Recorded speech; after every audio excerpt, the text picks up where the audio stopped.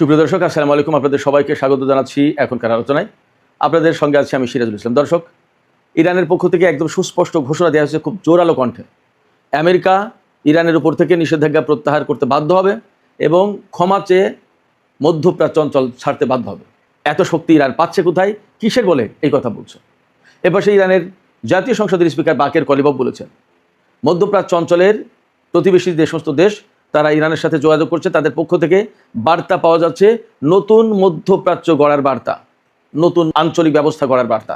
তাহলে কি আমেরিকা মধ্যপ্রাচ্য থেকে সরে যেতে বাধ্য হচ্ছে অথবা সরে যাচ্ছে, এমন কোনো কথা?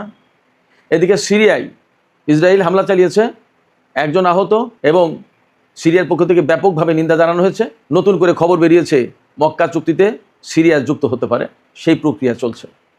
প্রশ্ন হচ্ছে, সিরিয়া তো নেতানিয়াহুর সাথে লিয়াজো মেইন করে, সিরিয়ার বর্তমান যে প্রেসিডেন্ট আহমেদ আল সারা, নেতানিয়াহুর সাথে লিয়াজো মেইনটেইন করে তারা ক্ষমতা আসলো। তুরস্কের সাথে তাদের ভালো সম্পর্ক ছিল, তুরস্কের সাথে ইসরায়েলের ভালো সম্পর্ক ছিল। গোলমালটা লাগলো কোথায়, কী কারণে সমস্ত সব কিছু বদলে গেল, বিগড়ে গেল? এবং এই বিগড়ে যাওয়া, বদলে যাওয়ার যে ধরন আমরা যা দেখতে পাচ্ছি, তাতে মনে হচ্ছে তুরস্কের সাথে নেতানিয়াহুর বা ইসরায়েলের একটা বড় ধরনের সংঘাত শুরু হতেই পারে। এই যে সংকট, এই যে আশঙ্কা, এই যে শঙ্কা তৈরি হলো, কেন? এর মূল কারণ কি, পেছনের কারণ কি? সুপ্রিয় দর্শক, চলুন আজকের ভিডিওতে এই বিষয়গুলো নিয়ে কথা বলি এবং ইসরায়েল আর তুরস্কের ভেতরে এই রকমের বড় টানাপোড়েন কেন সৃষ্টি হলো, কী কারণে সম্পর্ক তেতে উঠলো, পেছনের কারণ কি, ভেতরের কারণ কি, অন্তর্নিহিত কারণ কি, চলুন আমরা বোঝার চেষ্টা করি। সবার আগে বলে রাখি, যদি ভিডিও ভালো লাগে তাহলে লাইক, কমেন্ট, শেয়ার করবেন আর চ্যানেলটি সাবস্ক্রাইব করে সাথেই থাকবেন। দর্শক, চলুন আমরা বিস্তারিত আলোচনা করি। ইরানের জাতীয় নিরাপত্তা এবং পররাষ্ট্রনীতি বিষয়ক সংসদীয় কমিটির যিনি প্রধান ইব্রাহিম আজিজি, তিনি বলেছেন আমেরিকা ইরানের উপর যে সমস্ত নিষেধাজ্ঞা দিয়েছে সে সমস্ত নিষেধাজ্ঞা প্রত্যাহার করতে বাধ্য হবে। শুধু প্রত্যাহার করতে বাধ্য হবে না, প্রত্যাহার তো করবেই, তারপরে ইরানি জাতির কাছে, ইরানি জনগণের কাছে তারা ক্ষমা চেয়ে এই অঞ্চল থেকে বিদায় নিতে বাধ্য হবে।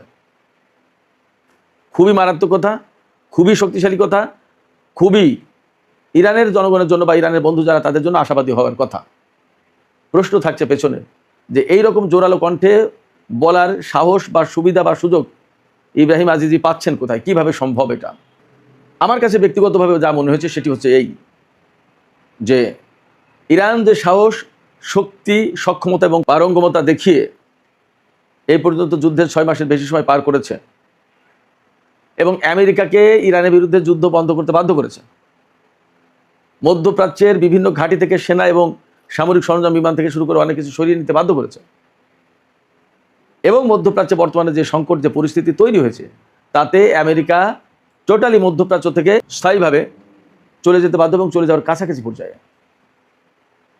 শুধু তাই না, ইরান এই 6 মাস খুব ভালোভাবে যুদ্ধের ভেতর দিয়ে পরীক্ষা নিরীক্ষা করেছে আমেরিকার কোথায় কোথায় দুর্বলতা, দুর্বল পয়েন্ট করতে এবং কীভাবে কী করা হবে, কী করলে কি হয়, এগুলো সব ক্লিয়ার চিত্র ইরানের কাছে ভেসে উঠেছে। ইরানি জাতি তো গবেষণার জাতি, গবেষক জাতি। তারা এই সাইকোলজিগুলো, এই রিয়ালিটিগুলো একদম হাতে ধরে পরীক্ষা নিরীক্ষা করে দেখার ব্যবস্থা করেছে।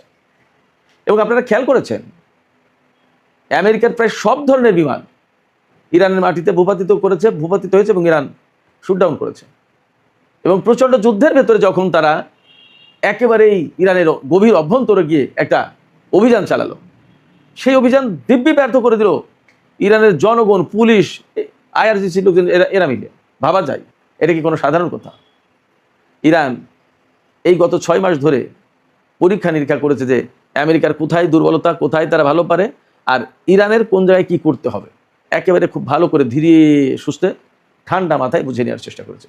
এখন তারা সামরিক ডক্ট্রিন পাল্টে ডিফেন্সিভের জায়গায় অফেন্সিভ, আক্রমণাত্মক, এবং আজকে জোরালোভাবে ঘোষণা দিয়েছে। কয়েকদিন আগে তো পুরস্কার ঘোষণা করেছিল, আজকে এই সামরিক ডক্ট্রিন পরিবর্তনের যে ঘোষণা, সেই ঘোষণার সময় বলেছে যে ইরানের সামরিক বাহিনী ঘোষণা করছে যে কোনো মার্কিন সেনাকে হত্যা বা জীবিত ধরে দিতে পারলে $30,000, মহিলারা ধরে দিতে পারলে পুরস্কার হবে দ্বিগুণ, কোনো অস্ত্র যদি উদ্ধার করতে পারে সেই অস্ত্র পয়সা দিয়ে কিনে নেওয়া হবে এবং সেই অস্ত্রকে, যে ব্যক্তি মার্কিন বাহিনীর অস্ত্র ছিনে নিতে পারলো, তার নাম লিখে জাদুঘরে রাখা হবে। এগুলো শুধুমাত্র সাধারণ কথার কথা না, শুধুমাত্র সাধারণ পুরস্কার ঘোষণা না, এটার ভেতর দিয়ে ইরানি জাতিকে এই যুদ্ধের সাথে পুরো জাতিকে ইনভলভ করে ফেলা হলো। এখন পুরো জাতির মাথার ভেতরে এইটা ঘুরবে যে কবে আমেরিকান সেনা ধরবো আর কবে টাকা পাবো। মানে প্রত্যেকেই অ্যাক্টিভ হয়ে যাবে। $30,000 একজন সেনা ধরতে পারলেন বা মারতে পারলেন। এবং এর মানে হচ্ছে ইরানের সামরিক বাহিনী ভীষণভাবে অ্যাগ্রেসিভ, অফেন্সিভ, তারা নিজেদেরকে আর গুটিয়ে রাখতে চায় না, এটাই তার প্রমাণ। ইরানি জাতি গত কয়েক বছর ধরে যে সাহস দেখিয়ে এসেছে তার চূড়ান্ত বহিঃপ্রকাশ ঘটেছে 2025 সালের জুন মাসের 12 দিনের যুদ্ধে আর এবারের যুদ্ধে। ইরান কোনো যুদ্ধই ইনিশিয়েট করেনি, তারা হামলা করেছে, ইরান পাল্টা জবাব দিয়েছে। এবং এখন ইরান বলছে যে তারা নিজেরা আর ডিফেন্সিভ থাকবে না, নিজেদের আত্মরক্ষার জন্য না, এখন অফেন্সিভ। এইভাবে যদি ইরান সামরিক কৌশল গ্রহণ করে এবং মার্কিন সামরিক বাহিনীর বিরুদ্ধে যদি অভিযান শুরু করে, তাহলে মধ্যপ্রাচ্যে মার্কিন সামরিক বাহিনী টিকতে পারবে বলে মনে হয় না। এবং ইরানের পক্ষ থেকে কিন্তু পরিষ্কার করে বলা হচ্ছে, গতকাল বলা হয়েছে, আজকেও বলা হয়েছে, যে ইরানের বিরুদ্ধে যদি কোনো রকমের মিসক্যালকুলেশন করে, ভুল হিসাব নিকাশ করে, তাহলে তার চরম মূল্য দিতে হবে আমেরিকাকে। তার মানে আমেরিকা যদি কোনো মতেই ইরানের উপর বিমান হামলা চালানোর চেষ্টা করে অথবা স্থল অভিযান চালানোর চেষ্টা করে, তার জন্য ইরান প্রস্তুত এবং তার জন্য আমেরিকাকে মূল্য দিতে হবে, এটাই তিনি বলতে চেয়েছেন। পরিস্থিতি যদি এইরকম যায় তাহলে অবশ্যই একসময় আমেরিকাকে ইরানের উপর থেকে নিষেধাজ্ঞা প্রত্যাহার করতে হবে। এছাড়া আরও কিছু ব্যাপার আছে। এই যে হরমুজ প্রণালী ইরান আটকে দিয়েছে, তেল চলাচল বন্ধ, বাব আল মানদেব প্রণালী আটকে দিয়েছে হুতিরা, তেল চলাচল বন্ধ, সারা বিশ্বের অর্থনীতি কলাপস করবে।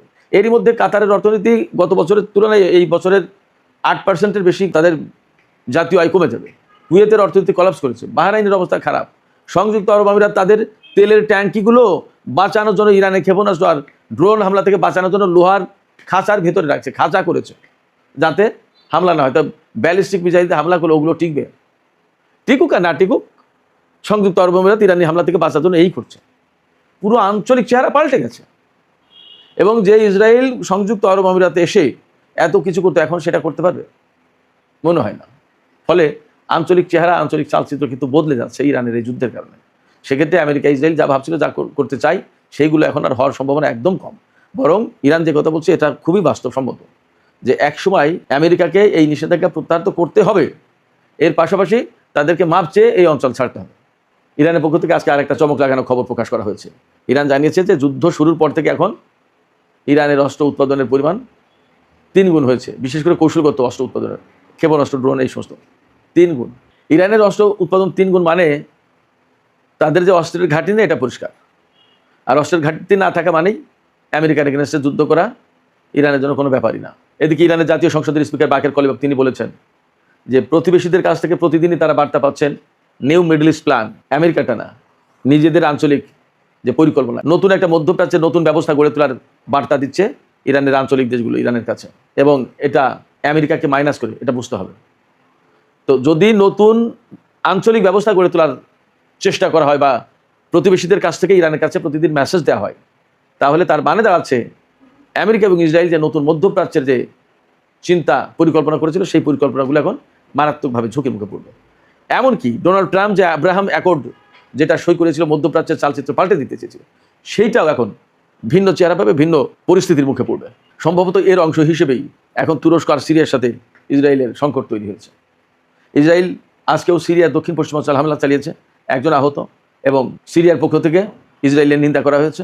এবং আমরা যা পরিস্থিতি দেখতে পাচ্ছি, ইসরায়েল এবং তুরস্কের মধ্যে বড় রকম সংঘাত লেগেই যেতে পারে। এবং সিরিয়ার উপর প্রায় দিনই তারা হামলা চালাচ্ছে। এই পরিস্থিতিতে সিরিয়া মক্কা চুক্তিতে যোগ দেওয়ার চিন্তা করছে।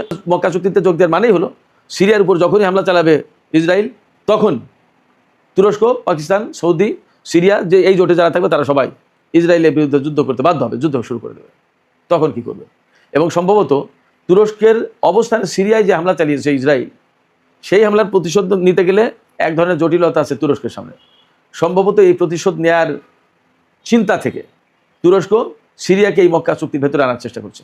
যখনই সিরিয়া মক্কা চুক্তিতে যুক্ত হবে আর ইসরায়েল সিরিয়ার উপর হামলা চালাবে, তখন কিন্তু মক্কা চুক্তির যারা স্টেক হোল্ডার, যারা সদস্য, তাদের প্রত্যেকের দায়িত্ব হবে ইসরায়েলের বিরুদ্ধে লড়াই করা। সম্ভবত সেই লড়াইয়ের একটা গ্রাউন্ড তৈরি হচ্ছে, নানামুখী তৎপরতা চলছে, এবং সিরিয়াকে এই জোটে যুক্ত করার ব্যবস্থা করা হচ্ছে। এমনকি বলা হচ্ছে যে মিশরও এই জোটে যুক্ত হবে, এবং তখন ইসরায়েল চারিদিক থেকে ঘেরাও ভিতরে পড়ে যাবে। মিশর, সিরিয়া, তুরস্ক, ওপাশে সৌদি আরব। ইসরায়েলকে হয় এই চুক্তির জন্য চুপ থাকতে হবে, আর না হয় এই এতগুলো দেশের বিরুদ্ধে যুদ্ধ করতে হবে এবং তাকে নতুন একটা পরিস্থিতির মুখোমুখি হতে হবে, তাতে কোনো সন্দেহ নেই। এখন প্রশ্ন হচ্ছে, সিরিয়ার আহমেদ আল সারা উনি তো নেতানিয়াহুর অনুগ্রহ প্রার্থী ছিলেন, অনুগ্রহ পেয়েছেনও, কিন্তু হঠাৎ করে কি দেখি হলো? আমার কাছে যেটা মনে হয়, আমার বিশ্লেষণ যেটা আসে সেটা হচ্ছে এই যে তুরস্ক খুব ভালো করে জানে নিউ মিডল ইস্ট প্ল্যান যেটা, সেই নিউ মিডল ইস্ট প্ল্যানে তুরস্কের বিরাট অংশ নিয়ে নেওয়া হবে। ইসরায়েল কাউকেই ছাড় দেবে না। গাজা তো তারা দখলে নিয়েছে, পশ্চিম উত্তরেও তারা দখলে নেওয়ার চেষ্টা করছে। লেবাননে কি পরিমাণে হামলা, যুদ্ধবিরতি থাকার পরেও। এই পরিস্থিতিতে তারা সিরিয়া নিয়ে নেবে। সিরিয়া নেওয়ার পরেই প্রশ্ন এসে যাবে কিন্তু তুরস্কের ব্যাপার, তুরস্ককে কবে নেবে? সিরিয়া চলে গেলে তুরস্কের জন্য খুব বিপদ।